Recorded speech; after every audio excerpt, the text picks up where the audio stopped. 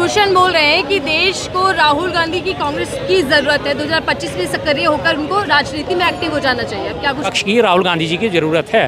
राहुल गांधी जी आज की डेट में एकमात्र अकेले ऐसे नेता हैं जो जनता की बात करते हैं, जनता के हक में आवाज़ उठाते हैं, जनता से जाके मिलते हैं। सबसे बड़ी बात, वो जनता प्रायोजित नहीं होती, पहले से पहले तय करी हुई जनता नहीं होती कि इनसे जाएंगे इनसे मिलेंगे, इनसे जाएंगे इनसे मिलेंगे। वो कहीं भी किसी भी दिन उनका मूड बनता है। पता चला आज वो दोपहर को करोल बाग पहुँच गए, मैकेनिकों से जाके बात कर रहे हैं। एक दिन पता चलता है कि वो सीधा कुलियों के पास पहुँच गए।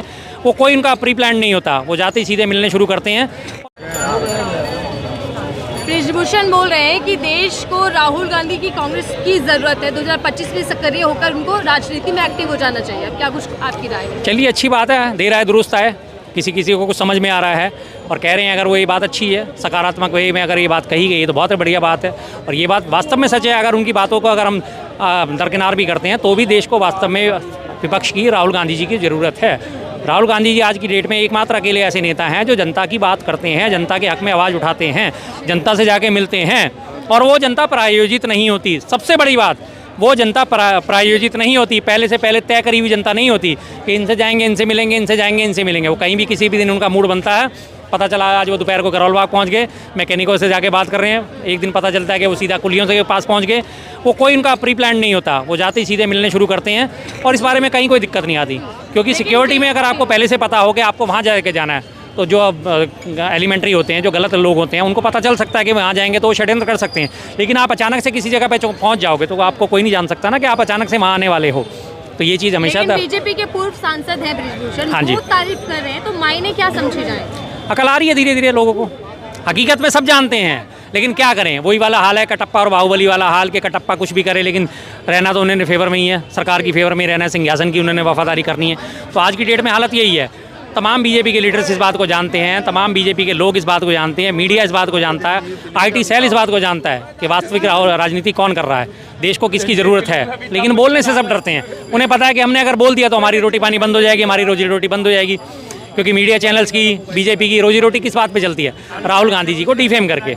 हर जरा सी बात का उनका जो है ध्यान रखा जाता है। राहुल गांधी जी कहाँ गए, राहुल गांधी जी कब नहाए, राहुल गांधी जी ने कब खाना खाया, राहुल गांधी जी ने चाय कब पी, राहुल गांधी जी ने बाहाँ ऊपर कब करी, राहुल गांधी जी ने टी-शर्ट कब पहनी, राहुल गांधी जी के जूते कौन से हैं, उनके मोजे कौन से हैं। उनका तो काम ही इसी चीज़ से चलना है 24 घंटे। तो क्या करें वो भी बेचारे। बालक बुद्धि और एक तरफ राहुल गांधी की जरूरत है देश को, तो बीजेपी तो दो ट्रैक पर चल रही है, कभी बालक बुद्धि और कभी देश को जरूरत है। तो बालक बुद्धि उनको कहने वाले खुद बालक बुद्धि हैं। अगर वो बालक बुद्धि को सोचते हैं कि बालक बुद्धि कहना जो है अपमान का परिचायक है, तो मैं सीधी सी एक बात कहता हूँ, बालक बुद्धि के नाम पे तो नचिकेता जो था वो भी बालक बुद्धि था, मार्कंडे जो था वो भी बालक बुद्धि था, हमारे जो भरत, जिनके नाम पे भारत देश का नाम पड़ा है भरत, वो भी बालक ही थे, छोटे से ही बालक थे। प्रभु श्री रामचंद्र भी जो हैं वो भी छोटे से बालक ही थे, 6 साल के। श्री कृष्ण वो भी बालक ही थे जब उन्होंने पूतना का वध करा था और जब उन्होंने कालिया नाग का धर्म मर्दन करा था, तो सब बालक ही तो थे। तो बालकों की बात अगर करी जाए तो संत ज्ञानेश्वर जो है वो भी बालक ही थे, छोटे से बालक ही तो थे वो। अगर बालकों की आप बेइज्जती कर रहे हो तो बालकों की इज्जत भी तो करके देखो कि भाई इस भारत देश में बालकों का कितना बड़ा योगदान रहा है। लेकिन उन्होंने नेगेटिव चीज़ में चलाना है, पॉजिटिव में नहीं चलाना उन्होंने किसी भी चीज़। इस बयान से माना जाए कि बीजेपी भी भक्त होती जा रही है? भक्त है, अंदर खाने सब जानते हैं, सब जानते हैं इस बात को, लेकिन कहे कौन, बोले कौन। और इस बात का मैं आपको सबसे बड़ा उदाहरण देता हूँ। पिछले अभी लोकसभा इलेक्शन में 17 में बिल लाया गया, 1 नेशन 1 इलेक्शन। बीजेपी के 240 सांसद हैं, व्हिप जारी हुआ, व्हिप जारी होने के बावजूद भी सारे सांसदों ने वोटिंग नहीं करी थी। याद है ना आपको? उनके फेवर में कितने वोट पड़े थे? 269, जबकि बहुमत के लिए भी 272 तो चाहिए होते हैं। 272 वोट तो मिलने चाहिए थे ना। तो वो जानते थे कि ये चीज़ें हानिकारक हैं और जो इसका विपक्ष द्वारा विरोध करा जा रहा है ये सही है, तो वो अनुपस्थित रह गए। और ये बात अंदर खाने से सही है। जिस दिन इसमें बस एक वो छेद होने की देर है, इस गुब्बारे की हवा निकलने में देर नहीं लगेगी। बस अभी तक छेद नहीं हुआ। बस कहते हैं बटेंगे तो कटेंगे, और उनके पूर्व सांसद उन्हीं के नेता पार्टी के कह रहे हैं कि राहुल गांधी है तो देश सुरक्षित हो जाएगा। बिल्कुल है, सुरक्षित है। राहुल गांधी जी हैं तो देश सुरक्षित है। राहुल गांधी जी ने भारत जोड़ो न्याय यात्रा शुरू करी, उससे तमाम भारतवासियों में संदेश गया, भारतवासी एक दूसरे की इज्जत करना शुरू करा, भारतवासियों में आपस में सांप्रदायिक सौहार्द बढ़ा। हर चीज़ को उन्होंने देखा, परखा, समझा। मोहब्बत की दुकान चलाने वाली जो बात करी जाती है वो जेन्युइन बात है। उन्होंने एक बात पे बयान पे उनके बड़ा आपने देखा कि आलोचना हुई थी कि हिंदू हिंसक, लेकिन उन्होंने कहा क्या था? हर हिंदू हिंसक नहीं होता, बीजेपी के जो हिंदू हैं वो हिंसा करते हैं। और ये बात उन्होंने साबित भी कर दी। उसके बाद ही महाराष्ट्र में, मध्य प्रदेश में तमाम जगहों पे बीजेपी के वालों ने कांग्रेस के कार्यालय पे हमले करे।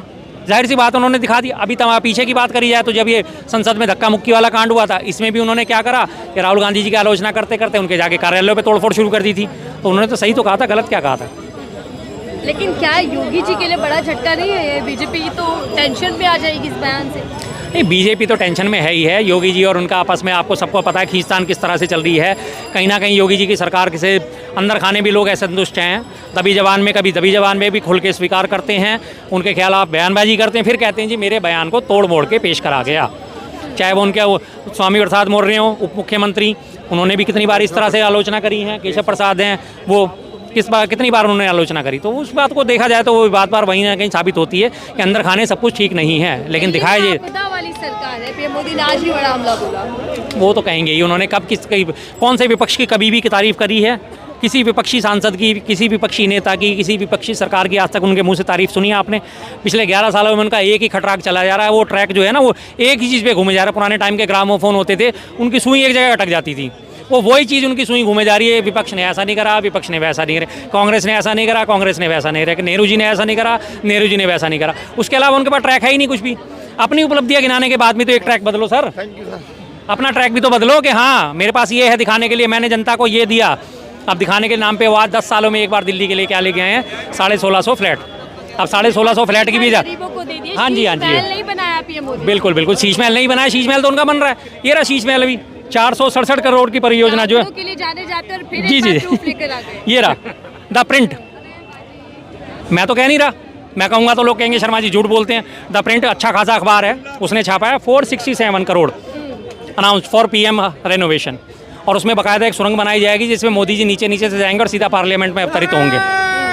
कितनी बढ़िया बात है ना, कितना शानदार तरीका है। तो ये तो शीश महल है ही नहीं, ये तो शीश महल में काउंट ही नहीं होता।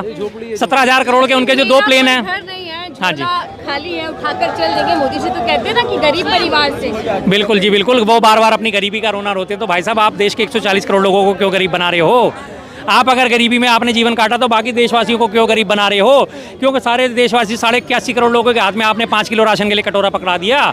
अगर आप गरीब थे तो फिर तो क्या उसी सुरंग से निकलने का इरादा? बिल्कुल यही होता है। पहले के राजा महाराजे भी इस तरह की सुरंगें बनवाया करते थे। ये हमारा जो लाल किला है, इस लाल किले में भी एक सुरंग बनी हुई है जो सीधे यहाँ से जो है ना 200 किलोमीटर दूर आगरा में खुलती है।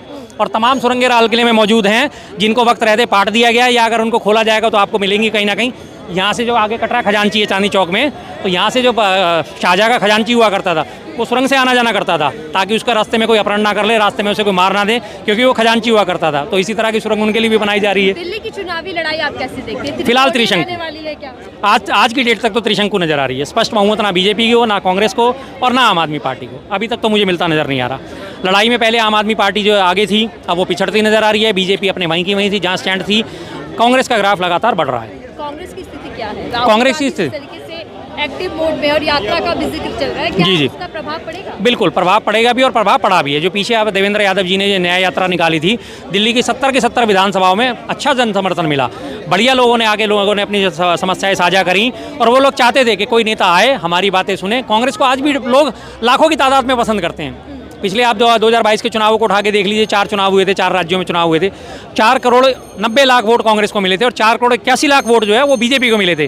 बीजेपी के मुकाबले 9 लाख वोट फालतू ही मिले थे कांग्रेस को। ऐसा नहीं है कि उसके वोट परसेंटेज में कोई कमी आ रही है। बस वो है कि मौके की बात है कि नेता कोई आए, उन्हें लीड करे तो जनता उनके पीछे चलने को तैयार है। शर्मा जी, लोकसभा चुनावों में मांस, मछली, मंगलसूत्र ये सब कुछ सुनाई दिया। जी जी। दिल्ली चुनावों में क्या लगता है कि इन्हीं सब चीजों की गूंज फिर से सुनाई दी? दिल्ली चुनावों में आ तो गया, अभी शीश महल आ रहा है, अभी थोड़े दिन बाद वो टॉयलेट सीट की बात आएगी दिल्ली चुनाव में। और ये शौचालय है, टॉयलेट सीट, शौचालय टॉयलेट सीट, इससे ऊपर तो गिर वही तो मैं कह रहा हूँ, इनसे आगे तो इनकी सोच ही नहीं है ना। शौचालय और शौचालय से ज़्यादा कमोड, इससे आगे कहाँ इनकी सोच जाती है बेचारों की। मैं सोचता हूँ भाई कभी तो निकलो इससे बाहर, कभी तो इस बदबू से बाहर आओ, कुछ सोचो अच्छा सा, तो देश के बारे में सोचो, कुछ जनता के बारे में सोचो। अब मोदी जी ने बात करी कि हम दिल्ली में आएंगे तो हम शिक्षा स्वास्थ्य अच्छा करेंगे, शिक्षा देंगे, स्कूल खोलेंगे, कॉलेज खोलेंगे। साहब आपको दिल्ली में ना आने के बावजूद भी आपको किसने रोका है? पिछले 10 सालों से 15 सालों से तो आम आदमी पार्टी सरकार है। 27 सालों से आप दिल्ली से बाहर हो, लेकिन दिल्ली का एक अहम हिस्सा जो होती है ज़मीन डीडीए के अंडर में आती है। और डीडीए किसके अंडर में आता है? एलजी साहब के अंडर में। और एलजी साहब आज किसके हैं? केंद्र सरकार के। तो क्या केंद्र सरकार एलजी साहब को निर्देश नहीं दे सकती कि आप अपनी डीडीए से ज़मीन उपलब्ध कराओ, हमें इस जगह पे स्कूल खोलना है, या हमें इस जगह पे कॉलेज खोलना है, या हमें इस जगह पे अस्पताल खोलना है, या हमें इस जगह पे डिस्पेंसरी खोलनी है? क्या एलजी साहब मना कर देंगे? ज़मीन का मामला उन्हीं के हाथ में है ना। जमीन, प्रशासन और लोक प्रशासन और साथ में एक ये पुलिस, दिल्ली पुलिस, 3 चीज़ें एलजी साहब के हाथ में लेकिन हैं बीजेपी और तीनों के चीज़ों में मोर्चे पे फेल है। लेकिन बीजेपी के पास पीएम मोदी का चेहरा और हिंदुत्व का एजेंडा जो हर राज्यों में जीत दिलाता है, तो दिल्ली में भी हावी रहने ऐसा कुछ नहीं है कि उनको हर राज्यों में जीत दिलाते, तो झारखंड में क्यों नहीं जीते, कटेंगे देखिए जम्मू कश्मीर में क्यों नहीं जीते, क्यों नहीं जीते, क्यों वहाँ भी जीतना चाहिए। दिल्ली चुनावों में भी पिछली बार आपको याद है हमारे माननीय गृह मंत्री अमित शाह जी ने जाके यमुना विहार में और जब तमाम विधानसभाओं में जाके पर्चे बांटे थे, घर घर जाके लोगों के हाथ में पर्चे पकड़ाए थे, फिर भी हार गए। कितनी सीटें मिली? मात्र 8। क्यों? फेस काम नहीं करता, फेस काम नहीं करता। चुनावों में कहा था कि करंट लगना चाहिए। हाँ जी, ऐसा बटन दबाओ कि शाहीन बाग वालों का करंट पाकिस्तान तक पहुंचे। वो उल्टा करंट का शॉर्ट सर्किट इन्हें लग गया, भूल गए होंगे कौन से तार में हाथ लगाना है। पता लगी है ना, पूरे देश ने देख लिया। शाहीन बाग पे जो एनआरसी और उसके लिए धरने पे जो लोग बैठे थे, उनकी महिलाओं को किस तरह से अपमानित करा गया था। 500-500 रुपये में बैठने वाली घोड़ी हैं, ये शब्द उनके लिए इस्तेमाल करे गए थे। कितने वल्गर शब्द इस्तेमाल करे थे। किस तरह से उनको बिरयानी खाने वाली, 500 रुपये लेने वाली धंधे वाली बैठी हैं। तो दिखा दिया जनता ने कि कौन धंधे वाला और कौन का है, दिखा दिया इन्हें। मुँह की खानी पड़ी, 8 सीटें लेके शांति से बैठ गए। बदलाव या फिर आम आदमी पार्टी की सरकार? नहीं, मैंने कहा ना, आज की डेट तक भी त्रिशंकु विधानसभा है। मुझे मैं अगर बिल्कुल दूरदर्शी तरीके से मुझे थोड़ा थोड़ा जो अंदाज़ा लग रहा है, कांग्रेस की सरकार इस बार वापस आने वाली है।